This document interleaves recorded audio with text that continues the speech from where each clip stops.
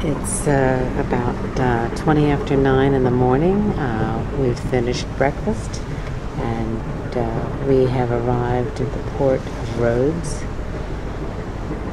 I'll be going out on a tour, short tour today, in about an hour.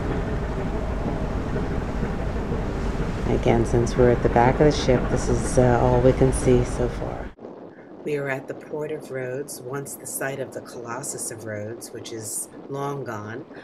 This city was alternately owned in history by the Italians, the Turks, and became a Greek property after World War II. As you can see, the walls of the medieval city still stand very magnificent.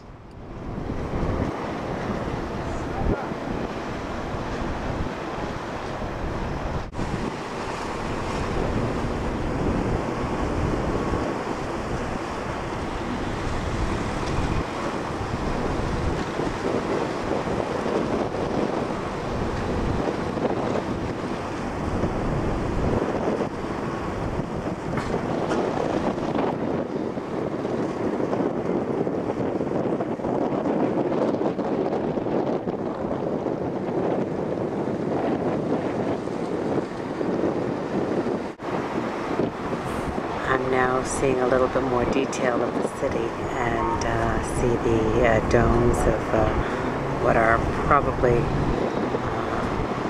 few mosques.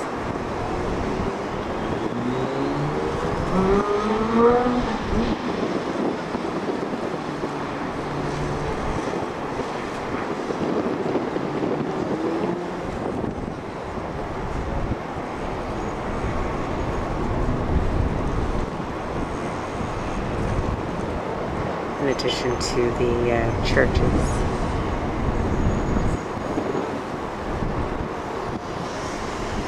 And I can see that the walls and the medieval towers go up through the city. Nice little boat here. I wouldn't mind having a helicopter on the front.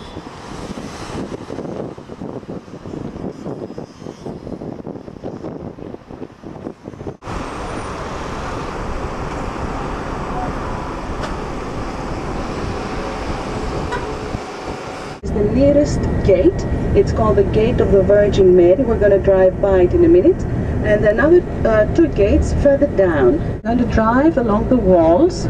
We're going to drive by the harbors of the city. We get to the very point of the island, we get to the west coast, and we drive to Mount Philerimos, which is located about 10 kilometers away from Rhodes. In English, it's something like hors d'oeuvres or starters. On the left-hand side, we're going to see a lot of medieval buildings built by the Knights of St. John. We will also see the foundations of an ancient temple dedicated to goddess Aphrodite, goddess of beauty, 2nd century BC, exactly here on the left-hand side. As we come out of the medieval city, on the left and the right-hand side, we're going to see part of the dry moat that surrounds the walls of the medieval city. The moat was always dry. We see exactly after the gates, exactly here on the left, on the right-hand side, the dry moat. In front of us in the distance, we see 3 windmills built in the medieval times, 15th century AD, and next to the windmills we're going to see a medieval fortress, the St. Nicholas fortress, built also in the 15th century AD. So on the right we see the Mandraki harbor. It's the marina of the city. This is where only private yachts are allowed to come in, and also small boats which cruise on the east side of Rhodes and to the nearby islands. In the distance on our left is the Palace of the Grand Masters, located at the highest point of the medieval city. We can see it again on the left in the distance, the Palace of the Grand Masters. All the buildings which we get to see on the left side of this road, these were built during the Italian occupation, which was from 1912 until 1943. Most of these buildings are public buildings today. On the left we see the marketplace, a circular building with lots of shops and open-air cafes all around it. In the center there's an open-air fruit market, and many restaurants there. In a minute we're going to drive by the entrance of the small harbor, where we're going to see two columns on top of which there are the statues of two deer. The deer is one of the main symbols of this island. And as they say, this is the place where the Colossus of Rhodes was standing, the entrance of the harbor. And the Colossus of Rhodes was one of the seven wonders of the ancient world. It was a bronze statue of the sun god. It was 32 meters high, made in the 3rd century before Christ, and destroyed in the same century by an earthquake. The Rhodians never put it back in place, being afraid of another earthquake. So the pieces of the Colossus were around this area for many years, for centuries, until the 7th century AD, when the Arabs had come to the island. They sold the pieces of the Colossus to a merchant who melted the pieces and resold them just as bronze. So actually there's nothing left from the Colossus. And only the legend says that we're standing here at the entrance of the harbor, in front of us on the right hand side, that it had the legs apart, so the ships could sail in and out of the harbor underneath his legs. But this is only imagination. The archaeologists do not believe that it would be possible in those days to build a statue that would be standing above the water. It had to be standing somewhere on the ground. So take a look on the right and you see the entrance with the two columns and the statues of the two deer. You also see that medieval fortress, the St. Nicholas fortress. Just a bit further down, behind the building with the dome that we see in front of us, is the most popular public beach of the city, named Eli Beach. We'll drive by it in a minute. And on our right we see a mosque from the Turkish occupation, the Murat Reis Mosque, built in the 16th century AD. Next to it we see a cemetery from the same period, a Muslim cemetery dating back in the 16th century AD. A bit further down, on the right hand side, we're going to see the very first hotel, which was built on this island during the Italian occupation, the Hotel of the Roses. It was recently renovated and it now houses the Casino of Rhodes, the building on our right. That is the aquarium of Rhodes. So exactly behind the aquarium is where the two seas meet, the Mediterranean behind us with the Aegean exactly in front of us. So we're now turning to the other side of Rhodes, and you can immediately notice the difference between the east and west. Most year round we have rough seas on this side of Rhodes. Usually the sea is much rougher than what it is today. In the hill which can be seen in front of us slightly to the right in the distance, the one that seems to be flat on the top, that is Mount Philerimos. That is where we're going to have our first stop, on the top of this hill. Another hill exactly in front of us is named Monte Smith. That's where the Acropolis of the ancient city of Rhodes used to be. And up there used to be the ruins of the temple dedicated to god Apollo. And the ruins of the temple were part of the ancient city of Rhodes. And the ancient city of Rhodes was built at the very end of the 5th century before Christ, 408 BC. And it was actually a few years ago that we did celebrate exactly 2,400 years since the ancient city of Rhodes was built.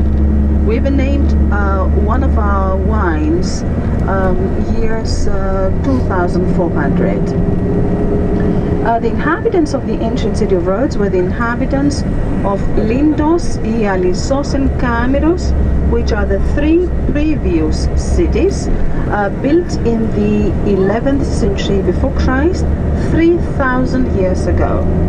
So the inhabitants of the three cities had decided to build a new city, the city of Rhodes, and they chose the northern corner of the island because exactly here there were 5 excellent harbors, 3 of which until today exist and operate.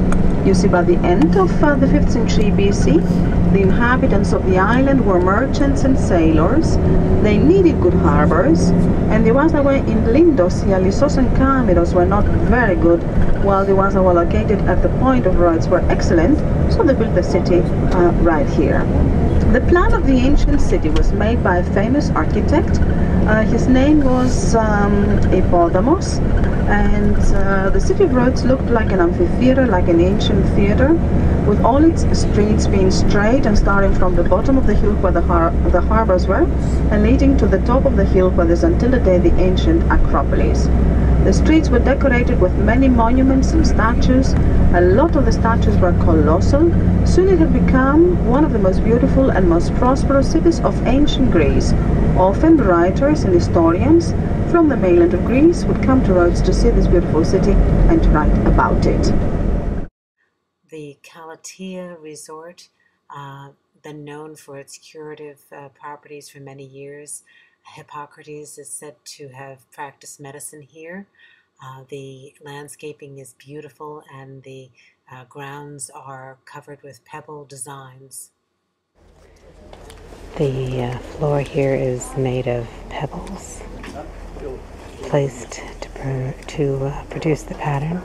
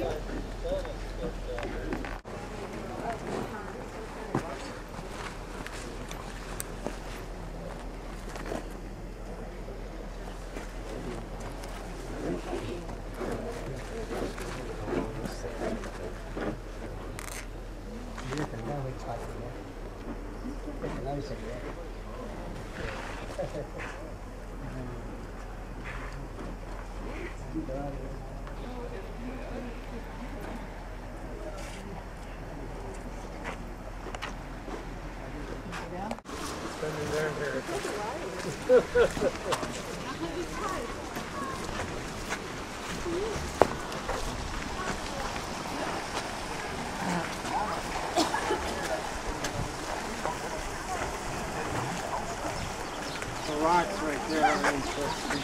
Yeah. Oh, look at this side.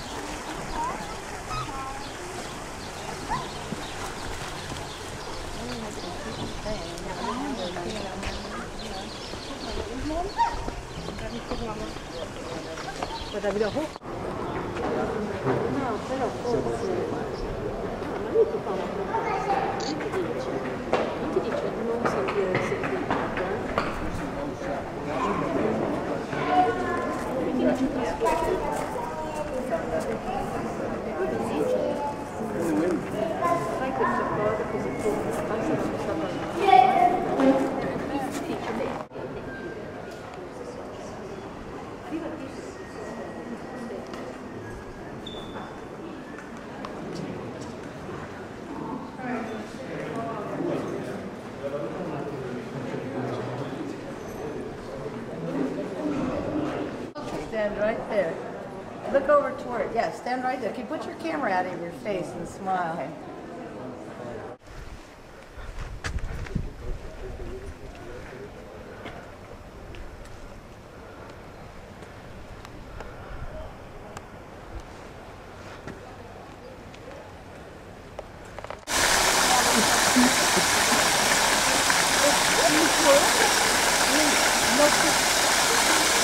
Is the main Greek Orthodox. Just a bit further down to the right is the Jewish, and the last one on the right, beyond the cypress trees in front of us on the right, that is the Catholic. So we have 4 different cemeteries exactly here on the right side of the road.